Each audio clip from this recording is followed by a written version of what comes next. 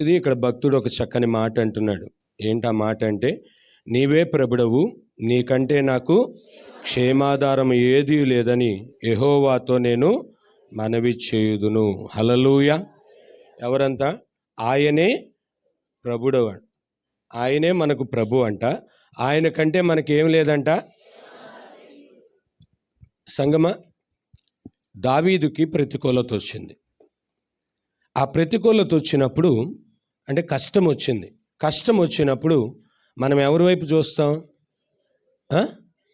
ఏంటో ఎందుకంటే కొంచెం దేవుడు దూరంగా ఉంటాడు, దేవుడు కనపడ్డు. అవునా కాదా? విశ్వాసం ఉంది, కానీ కనిపించే మనిషి వైపు చూస్తాం ముందు. హల్లెలూయా. మన కనుచూపు ఎవరి మీదకి వెళ్తుంది అంటే కనిపించే మనిషి మీదకి వెళుతుంది. అది ఇంటివారు కావచ్చు, ఇరుగు పొరుగు వారు కావచ్చు, మనల్ని ప్రేమించేవారు కావచ్చు. హల్లెలూయా. ఎందుకు అంటే కష్టం వచ్చినప్పుడు మనొక్కరికి దాని నుంచి విడుదల పొందటం కష్టం. సో మరికొంతమంది సహాయం మనం కోరుకుంటూ ఉంటాం. అవునా కాదా? అయితే ఇక్కడ భక్తునికి కూడా కష్టం వచ్చింది. ఆ కష్టంలో భక్తుడు మనవలే మనిషి వైపు చూడట్లేదు, కానీ దేవుడు తనకిచ్చిన సామర్థ్యం వైపు చూడట్లేదు, కానీ దేవుడు తనకిచ్చిన ఆధిక్యతల వైపు చూడట్లేదు, కానీ ఎవరి వైపు చూస్తున్నాడు తెలుసా? అన్నిటినీ కలగజేసిన దేవుని వైపు చూస్తున్నాడు. హల్లెలూయా. ఎంత గొప్ప ఆధిక్యత అండి. అనుకుందాం, ఒక సేవకునిగా నాకే కష్టం వచ్చింది, చిన్నపాటి ప్రతికూలత వచ్చింది. ఆ ప్రతికూలతలో అనగా స్థలం అనుకుందాం మనం. ఆ స్థలం ప్రతికూలతలో ముందు అప్పు చేసైనా స్థలం కొనాలనుకుంటా. దేవుని సన్నిధిలో ప్రార్థించట్లేదంటే ప్రార్థిస్తున్నాం కాదంటలా. అంటే మన మానవ ఆలోచన ఈ రీతిగా ఉంటుంది. కానీ ఎప్పుడైతే అన్నిటినీ కలగజేసి ఆ సామర్థ్యాలన్నీ ఇచ్చిన దేవుని వైపు చూచినట్లయితే తప్పకోకుండా దేవుడు ఒక నూతన ద్వారం తెరుస్తాడంటంలో ఎటువంటి సందేహము లేదు. హల్లెలూయా. ఎందుకో తెలుసా? ఆయన నీకు నాకు విలువనిచ్చిన దేవుడు. హల్లెలూయా. మనుషులేమో మన విలువ తీసేస్తారు, దేవుడేమో మనకేమిస్తాడు? విలువిస్తాడు. మనుషులనేమో మనం ప్రేమించే కొలది వారు మనల్ని ద్వేషిస్తూ దూరం చేస్తూ ఉంటారు. దేవుణ్ణేమో మనం తక్కువ చేస్తున్న కొలది ఆయన కృపతో మనల్ని ఏం చేస్తాడు? బలపరుస్తూ ఉంటాడు. అందుకే ఆ పాటలో ఒక భక్తుడు ఇలా రాశాడు, ప్రార్థించకపోయినా. ఒకసారి అది పాడతారా? ఆలినాపై యేసయ్యా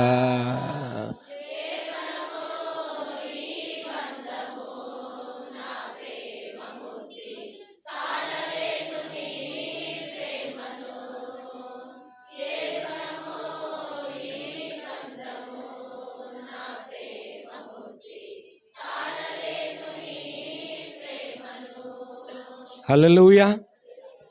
ఎంత చక్కని అర్థం ఉందండి. అవునా కాదా? మనం ఆయన్ని పలకరించకపోయినా ఆయన మనతోనే ఉంటాడంట.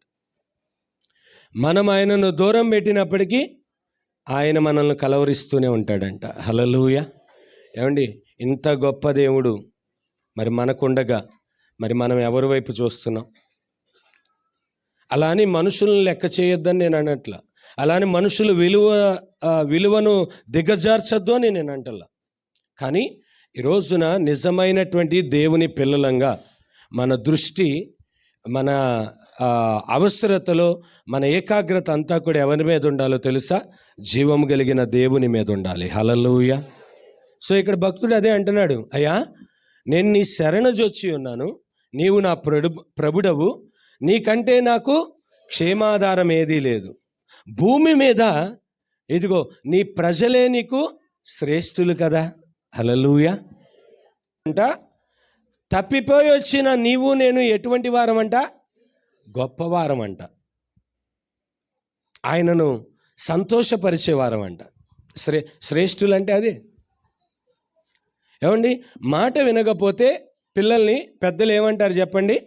మందలిస్తారు. టక్కున ఏమనేస్తారు? పనికి మాలినవాడా, పనికి మాలిందానా. అవునా కాదా? కానీ ప్రభు ఏమంటున్నాడు తెలుసా? మనం మాట వినకపోయినా, తోమా ఒక్కసారే గాయం రేపాడు, మనము అనుక్షణము అనుదినము గాయం రేపుతూనే ఉన్నాం. కానీ ఏమంటున్నాడు తెలుసా దేవుడు? మీరు నాకు శ్రేష్ఠులు. హల్లెలూయా. ఇంత ఆధిక్యత ఎవరైనా ఇస్తారండి? ఈ రోజున మనం ఒక వ్యక్తిని ప్రేమించినంతకాలం మనల్ని ప్రేమిస్తూ ఉంటారు. కానీ ఒక వ్యక్తిని మనం గనక దూరం పెడితే ఇక మన మీద ద్వేషించడం మొదలు పెడతారు. ఆ ద్వేషం ఎలాగుంటుందయ్యా అంటే ఇక అసలు తరాలుగా వస్తున్నటువంటి ఆ పగ అన్నట్టు ఉంటాం. అవునా కాదా? కానీ ఈ రోజున ఎన్ని సంవత్సరాలుగా నువ్వు దేవుని సన్నిధిని నిర్లక్ష్యం చేస్తూ వస్తున్నావు? ఎన్ని దినాలుగా నువ్వు దేవుని సన్నిధిని అవహేళన చేస్తూ వస్తున్నావు? ఎన్ని మాసాలుగా నువ్వు దేవుని కృపను నిర్లక్ష్యంగా తోసివేస్తూ వస్తున్నావు? అయినా కూడా ప్రభు ఏమంటున్నాడు తెలుసా? ఈ ఉదయకాలం నా సన్నిధికి వచ్చిన మీరందరూ శ్రేష్ఠులు అంటున్నాడు. హల్లెలూయా. ఇంత మంచి దేవుడు, ఇంత గొప్ప దేవుడు మనకుండగా ఇంకా మనకేమన్నా కావాలండి? అందుకే భక్తుడు ఒక చక్కని పాట రాశాడు. లోకంలో ఉన్న వాటి కంటే ఉన్నతుడవు, మనుషులలో మంచితనము కంటే మహనీయుడవు. లోకంలో ఉన్న వాటి కంటే ఉన్నతుడవు, మనుషులలో మంచితనము కంటే కావాలయ్యా యేసయ్యా,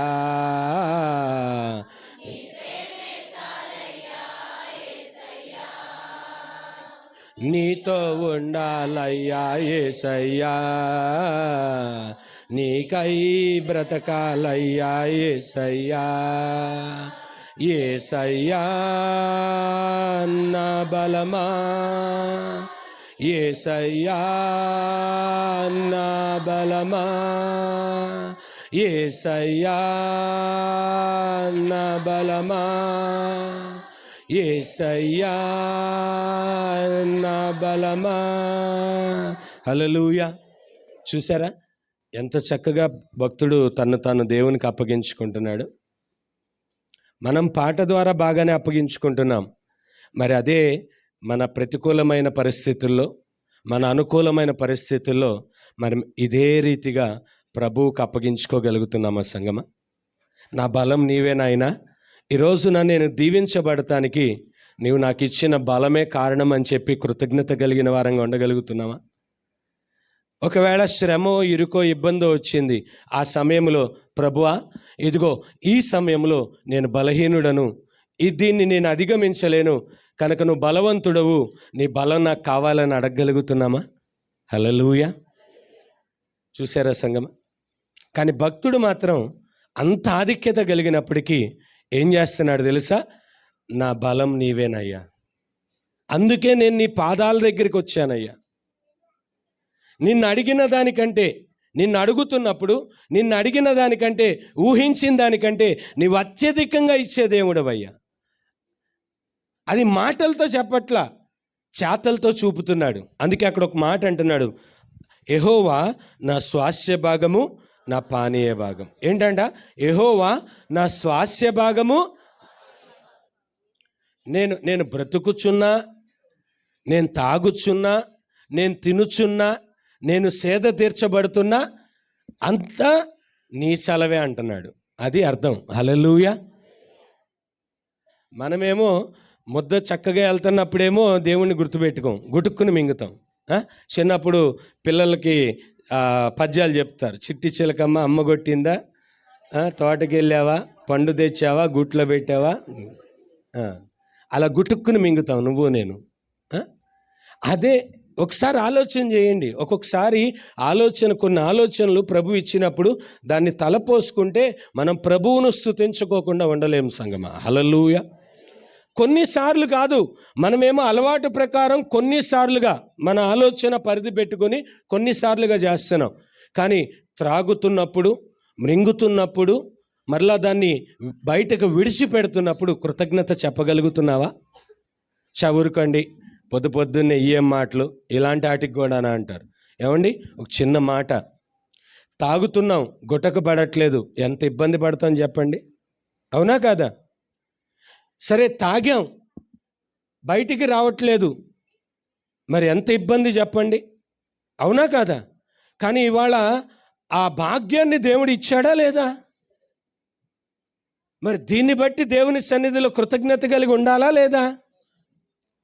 సంగమా, ఇలా ఇదొక్కటే కాదు, ఇలా ప్రతి దానిలో తింటూ మింగుడు పడక పొలమారి మరొక పేగులోకి వెళ్ళాల్సిన ప్రేగులోకి కాకుండా మరొక ప్రేగులోకి వెళ్ళి చనిపోయినటువంటి వారు ఉన్నారు. అవునా కాదా? మరి తింటున్నాం, పొలమారుతున్నప్పటికీ నెత్తినే కొట్టుకుంటున్నావా, లేదా నీళ్ళే తాగుతున్నావా, మొక్కని విడిచిపెట్టట్లేదు, కంచాన్ని విడిచిపెట్టట్లేదు, శుభ్రంగా తింటున్నాం. అవునా కాదా? మరి ఎంత కృతజ్ఞత కలిగి ఉండాలి సంగమా? ఇక్కడ భక్తుడు, రేయ్ ఎటు తిరిగిరా, ఎటున్నా నేను? సంగమా, ఇక్కడ భక్తుడు అదే అంటున్నాడు, అయ్యా నా స్వాస్థ్య భాగము నీవే, నా పానీయ భాగము కూడా నీవే, నా సర్వము నీవే ప్రభు అంటున్నాడు. హల్లెలూయా. ముద్ద చక్కగా వెళుతున్నంతసేపు దేవునితో పని లేదు. ముద్ద 3 పూట్ల వెళ్తున్నంతసేపు దేవునితో పని లేదు. ముద్ద చక్కగా వెళ్ళి మరలా చక్కగా బయటకు వస్తున్నంతసేపు దేవునితో పని లేదు. ఈ చట్రంలో ఏదైనా ఒక్కటి ఆగిందా, అప్పుడు ప్రభువు గుర్తుకొస్తాడు నీకు నాకు. అవునా కాదా సంగమా? ఇక్కడ భక్తుడు అదే అంటున్నాడు, అయ్యా నా స్వాస్థ్య భాగము నీవే, నా పానీయ భాగము కూడా నీవే, నా సర్వము నీవే ప్రభు అంటున్నాడు. హల్లెలూయా. ముద్ద చక్కగా వెళుతున్నంతసేపు దేవునితో పని లేదు. ముద్ద 3 పూట్ల వెళ్తున్నంతసేపు దేవునితో పని లేదు. ముద్ద చక్కగా వెళ్ళి మరలా చక్కగా బయటకు వస్తున్నంతసేపు దేవునితో పని లేదు. ఈ చట్రంలో ఏదైనా ఒక్కటి ఆగిందా, అప్పుడు ప్రభువు గుర్తుకొస్తాడు నీకు నాకు. అవునా కాదా సంగమా? దాన్నే కృతజ్ఞత లేని జీవితం అంటారు. సంగమ, అది తిండి కాదు, అది త్రాగేటటువంటి పానీయమైనా సరే, అది తిండి త్రాగేటటువంటి పానీయం మాత్రమే కాదు, నువ్వు చేస్తున్న పని అయినా సరే, దేవుడు నీకు ఇచ్చిన వ్యాపారమైనా సరే, దేవుడు నీకు అనుగ్రహించిన ఉద్యోగమైనా సరే, ఇవన్నీ సాఫీగా సాగుతున్నంతసేపు జస్ట్ ఒక దండం పెట్టుకుంటాం, ఒక ముద్దు పెట్టుకుంటాం, లేదా ఒక చిన్న స్తుతి చెప్తాం, ఒక చిన్న ప్రార్థన చేస్తాం, పెదవులతో వెళ్ళిపోతాం.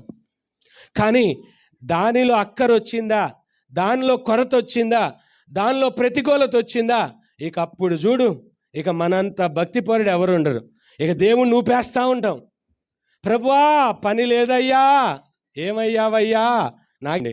లేదా మీరు అంటే ఏమైనా పలుక్కున్నారా, అయ్యా ఆమెనను, రెండోసారి నీ పేరెత్తడు ఇంకొక పేరెత్తుతాడు నీకు. మంచిదండి. ఏదైనా సంగమా, ఒక పేరు వచ్చిందంటే ఇక్కడ సేవకుల నోటి నుంచి, అది మీ మేలుకే తప్ప మీకెన్నడూ కూడా కీడు జరగదు. హల్లెలూయా. అలా అని చెప్పి మీరు దేవుని సన్నిధిని అలక్ష్యం చేశారా, అలా అని దేవుని సన్నిధిని మీరు నిర్లక్ష్యం చేశారా, తప్పకోకుండా ఆ మేలుకు బదులు ఏదైతే ఉందో అది మీ జీవితాల్లో చూడవలసిన అవసరం వస్తుంది. హల్లెలూయా. కనుక అది అంత స్థితికి దేవుడు అనుమతించక మునిపే మీరు మెలకువ కలిగి వెంటనే మీరు సరిచేసుకోవాలని ప్రభువు పేరిట మనవి చేస్తున్నా. హల్లెలూయా. ఇక్కడ అదే అంటున్నాడు, నీవే నా భాగమును కాపాడుచున్నావు. చూసారా, నాది నీవే అంటున్నాడు, నా సర్వము నీవే అంటున్నాడు. కానీ ఏమంటున్నాడు, నీవే నా భాగమును కాపాడు. అయ్యా నీవే గనక నన్ను కాపాడకపోతే నేను ఇలా సజీవుల లెక్కలో ఉండేవాడిని కాదు. ఎంత కృతజ్ఞత కలిగిన జీవితం అండి. ఇక్కడ ఒక చక్కని మాట అంటున్నాడు. ఏంటి ఆ మాట అంటే, సదాకాలము యెహోవా యందు నా గురి నిలుపుచున్నా. ఎప్పుడంట? మరి మనం ఎప్పుడు గురి నిలుపుతాం? అవసరతలో, అక్కరలో, ఆపదలో, ఇరుకులో, ఇబ్బందులలో, అవమానకరమైన పరిస్థితుల్లో మనం ఆయన మీద గురి నిలుపుతాం. అవసరతలో, ఆపదల్లో నిలుపుతాం, కానీ ఇరుకులో, ఇబ్బందుల్లో గురి నిలుపం. ఎందుకంటే మనసు కఠినపరచబడుతుంది. అవునా కాదా? ప్రతికూలతలో ఉన్నప్పుడు హృదయం కఠినపరచబడుతుంది. స్వబుద్ధిని ఆధారం చేసుకున్నప్పుడు హృదయం వాతవేయబడిన మనస్సాక్షికి అప్పగించబడుతుంది. కానీ నీ హృదయం కఠినపరచబడినప్పుడు, ఇదిగో వాతవేయబడిన మనస్సాక్షితో నువ్వు నింపబడుతున్నప్పుడు, నీవు గనక ఒక మెట్టు దిగి ఆయన పాదాలను పట్టుకోగలిగితే ఆ క్షణమందే దేవుడు నీకు గొప్ప నెమ్మదిని కలగజేయటానికి సమర్థుడు. హల్లెలూయా. అందుకే అంటున్నాడు, అయ్యా, నా ప్రతి పోరాటంలో, నా ప్రతి విజయములో, నా ప్రతి ఇబ్బందిలో నువ్వు నాకు తోడై ఉన్నావు అంటున్నాడు. హల్లెలూయా. అందుకే ఇక్కడ అంటున్నాడు, సదాకాలము నేను నీ యందు నా గురి నిలుపుచున్నాను అంటున్నాడు. ఆయన నా కుడిపార్శ్వం నందున్నాడు గనుక నేను కదల్చబడను. హల్లెలూయా. భక్తుడు ఒక మాట అంటున్నాడు, ఇవన్నీ వచ్చినాయి కానీ నేను ఎన్నడూ కూడా కదల్చబడట్లేదు. మరి నువ్వు కదల్చబడుతున్నావా? కదల్చబడుతున్నాం. మరి కదల్చబడుతున్నప్పటికీ కూడా మనం ఆయన వైపు చూస్తున్నామా? పరిస్థితుల వైపు చూస్తున్నాం. ఆయనేమో కదల్చబడే పరిస్థితి వచ్చినప్పటికీ పరిస్థితులను ఆధారం చేసుకోవట్లా. ఎవరిని ఆధారం చేసుకుంటున్నాడు? జీవము కలిగిన దేవుణ్ణి ఆధారం చేసుకుంటున్నాడు. హల్లెలూయా. మరి ఈరోజు నా అనుభవం ఎలాగుంది? మేము కూడా ఆధారం చేసుకుంటున్నామండి ప్రభువుని. అందుకే 6 రోజులు ఎలా గడిపినా 7వ రోజు ఎక్కడికి వస్తున్నామండి? మందిరానికి వస్తున్నామండి. మంచిదే, 7వ రోజు మందిరానికి వస్తున్నావు. కానీ ఆ మందిరానికి ఎలా రమ్మన్నాడు? విశ్రాంతి దినము ఒకసారి చూద్దాం. పద్దాక చెప్పి నాకు నానుడైపోయింది. కానీ ఒకసారి చూద్దాం. 58వ అధ్యాయం యెషయా గ్రంథం. విశ్రాంతి దినము మనోహరమైనదనియు యెహోవాకు ప్రతిష్ఠిత దినమనియు ఘనమైనదనియు అనుకొని దాన్ని ఘనముగా ఆచరించిన ఎడల. హల్లెలూయా. ఇది దేవునికి ఎటువంటిదంట? ఘనమైందంట. సో మనల్ని ఎలా ఆచరించమంటున్నాడు? ఘనమైంది ఎలాగూ చెప్పండి. ఆ కింద అంటున్నాడు, నీకిష్టమైన పనులు. ఏమండి, లేటుగా వచ్చిన వాళ్ళు అండర్లైన్ చేసుకోండి. నీకిష్టమైన పనులు. మరి మనం ఏం చేసి వస్తున్నాం? 6 రోజులు చేసే పని 7వ రోజు కూడా చేసే వస్తున్నాం. ఆ బాబుకి, నుంచున్న బాబుకి ఏం పని పాట ఉండదు. మనం పనిమంతులం, మనం శ్రీమంతులం అనుకొని మీరు పని చేసి వస్తున్నారు. 6 రోజులు నీకు అలవాటు అయిపోయింది సంగమా. 7వ రోజు నీ అలవాటు అదిగా ఉండకూడదు. 6 రోజులు నీకు అదే అలవాటుగా ఇచ్చాడు దేవుడు. 7వ రోజు నీ అలవాటు దేవుని సన్నిధిలో ఉండాలి. హల్లెలూయా. మరి ఉందా? చెప్పండి. నీ అలవాటు చొప్పున చేసే పని, పొద్దున్న లెగిస్తే నీ అలవాటు చొప్పున నువ్వు చేసే ఇంటి పని నీకు అలవాటు అయిపోయిందేమో. అందుకే నువ్వు దీవెన చూడలేవు. దీవెన చూసినా కూడా ఆ దీవెన రేపు నీకు అక్కరకు రాదు. హల్లెలూయా. ఆ దీవెన రేపు నీకు అక్కరకు రాదు. ఆదివారాన్ని అటువంటి ఘనమైనదిగా ఎంచాలి మనం. సో నీ అలవాటు చొప్పున, నీ వాడుక చొప్పున ఏవైతే చేస్తున్నావో వాటిని కట్టిపెట్టి, ఇదిగో అది దేవునికి ఇంపైనదని, దేవుడు నీకంటే నాకంటే నీ కొరకు నా కొరకు ఇదిగో ముందుగా వచ్చి ఇక్కడ ఎదురు చూస్తూ ఉంటాడని నువ్వు వచ్చి దేవుని సన్నిధిలో గడపాలి. మరి గడుపుతున్నావా? ఏం పద్మక్క, గడుపుతున్నావా? అదే ఒక అరగంట లేట్ అయితే లేచి నిలబడుతుంది. ఆమెను ఎప్పుడంటాడని ముందుండాలని ఇక్కడ ఉండి ప్రార్థనలో ఏకీభవిస్తుంది. అంటే పనుల మీద, ఉద్యోగాల మీద, లోక సంబంధమైన వాటి మీద మనం చూపుతున్న శ్రద్ధ, ఆసక్తి, అదే విషయాన్ని మనం దేవునికి పునరుద్ధాన దినమందు దేవుని సన్నిధికి, దేవుని సమాజమునకు వచ్చేటప్పుడు నువ్వు చూపగలుగుతున్నావా? ఏం కళ్యాణ్, చూపగలుగుతున్నావా? ఒకసారి ఆలోచన చేసుకోండి సంగం. చెప్పి నాకు అలవాటు అయిపోతుంది, వినుకోకుండా మీకు అలవాటు అయిపోతుంది. కానీ వాక్యం ఒకటి ఉంది, ఎన్ని మార్లు హెచ్చరించినప్పటికీ మిగిలింది మీరు అన్వయించుకోండి, నాకు అక్కర్లేదు అది. మిమ్మల్ని దేవుడు సజీవ యాగములుగా సమర్పించుకోమంటున్నాడు. సమర్పించుకోవడానికి ముందుగా ఈ చిన్న పని చేయమంటున్నాడు. ఈ చిన్నదే చేయలేనప్పుడు నువ్వు సజీవ యాగంగా సమర్పించుకున్నా ఇక నీకు ఉపయోగం ఏముంది అంటున్నాడు. విశ్రాంతి దినమును మనోహరమైనదిగాను పవిత్రమైనదిగాను నిన్ను భావించమంటున్నాడు. నీకేమో లెక్కలేదు. అక్కడ పని పాట లేని వాళ్ళందరూ చేరి స్తుతిస్తూ ఉంటారు. మనం పనిమంతులు అని ఇంటి దగ్గర పనులు చేసుకుని వస్తాం ఆలస్యంగా. మరి దీన్ని బట్టి నువ్వు దేవుని దుఃఖ పెడుతున్నావు, అది గుర్తుపెట్టుకో. నువ్వు దేవుని గాయాన్ని రేపుతున్నావు, అది గుర్తుపెట్టుకో. నువ్వు దేవుని సన్నిధిలో అలసత్వమును ప్రదర్శిస్తున్నావు, నిర్లక్ష్యపు వైఖరిని ప్రదర్శిస్తున్నావు, అది గుర్తుపెట్టుకో. రాజశేఖర్, ఒకళ్ళ దగ్గర పని చేస్తున్నావు, సమాధానం అడిగారు, నువ్వు చెప్పట్లేదు. ఏమంటాడు నీ ఓనరు? మెచ్చుకుంటాడా లేదా మందలిస్తాడా? ఏంటో గట్టిగా చెప్పాయా? మరి ఈరోజున దేవుడు మిమ్మల్ని ప్రేమిస్తున్నాడు. దేవుని సన్నిధిలో మీరు శ్రేష్ఠులు అంటున్నారు. ఇదిగో దేవునికి మీరు విలువైనటువంటి వారు అంటున్నారు. మరి ఈ విలువను 6 రోజులు నీ విలువను కాపాడుతున్నాడు కదా దేవుడు. వింటున్నావా పవన్? 6 రోజులు నీ విలువను కాపాడుతున్నాడు. 7వ రోజు నువ్వు దేవుని విలువను కాపాడే పాత్రగా ఉండగలుగుతున్నావా? ఈ విశ్రాంతి దినములో నువ్వు దేవుని సన్నిధికి విలువిచ్చే పాత్రగా నువ్వు ఉండగలుగుతున్నావా? వీరాంజనేయులు, శ్రీనివాస్, రాజు నిజంగానే దూరం నుంచి వస్తున్నారు. ప్రభాకర్, నువ్వు చాలా దూరం నుంచి వస్తున్నావు. ఇదే నన్ను దేవునికి ఇచ్చే విలువ. 6 రోజులు నీ ఉనికి కాపాడుతున్నాడు దేవుడు, నీ ప్రతాపాన్ని కాపాడుతున్నాడు దేవుడు. 7వ రోజు నువ్వు ఇచ్చే విలువ ఇది దేవునికి, దేవుని సన్నిధికి. ఏం చేయాలి? ఎందుకు చేయాలి దేవుడు మీకు? ఆలోచన చేయండి సంగమా. ఈరోజున భక్తుడు అంటున్నాడు, అయ్యా సదాకాలము నేను నీ యందు గురి నిలిపి ముందుకు కొనసాగుతున్నాను. హల్లెలూయా. మన గురి ఏంటో తెలుసా? అటెండెన్స్, అంతే. వచ్చామా వెళ్ళామా అంతే. అని ఇక్కడ వాక్యం చెప్తుంది. నువ్వు ఎలా వచ్చావు, నువ్వు ఎలా వెళుతున్నావు అనేది దేవునికి అటెండెన్స్. నువ్వు వచ్చి వెళ్ళింది దేవునికి అటెండెన్స్ కాదు. నువ్వు ఎలా వచ్చావు, నువ్వు ఎలా వెళుతున్నావు అనేది దేవునికి అటెండెన్స్. ఇక్కడ నా అటెండెన్స్ని మీరు సంపూర్తి చేస్తున్నారు, బాగానే ఉంది. కానీ రేపటి రోజున ఆయన అటెండెన్స్లో గనక ఆబ్సెంట్ లెక్కలో ఉంటే ఇక తర్వాత తీర్పు ఎలా ఉంటుందంటే అగ్ని ఆరదు, పురుగు చావదు. ఎందుకో తెలుసా? ఆజ్ఞ అతిక్రమమే పాపం. సో ఆ పాపం ఎక్కడికి నడిపిస్తుంది అంటే నిత్య నరకంలోనికి నడిపిస్తుంది. ఏంటి ఆజ్ఞ?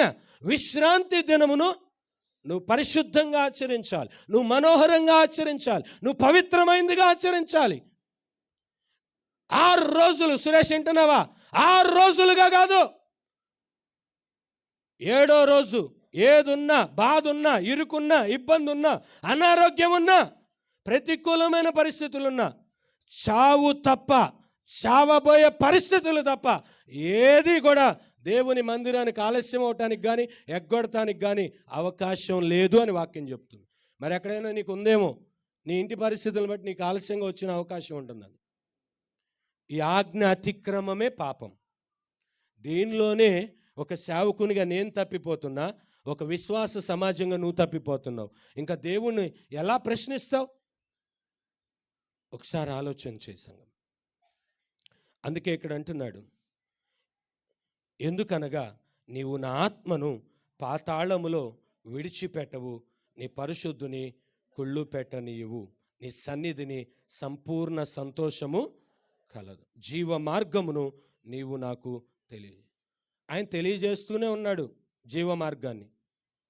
కానీ మీరు తెలుసుకోవట్లా. ఎందుకంటే మీరు దేవుని మాట కంటే జ్ఞాన సంపన్నులు కదా, మీ ఆధిక్యత కలిగిన వారు కదా దేవుని కంటే.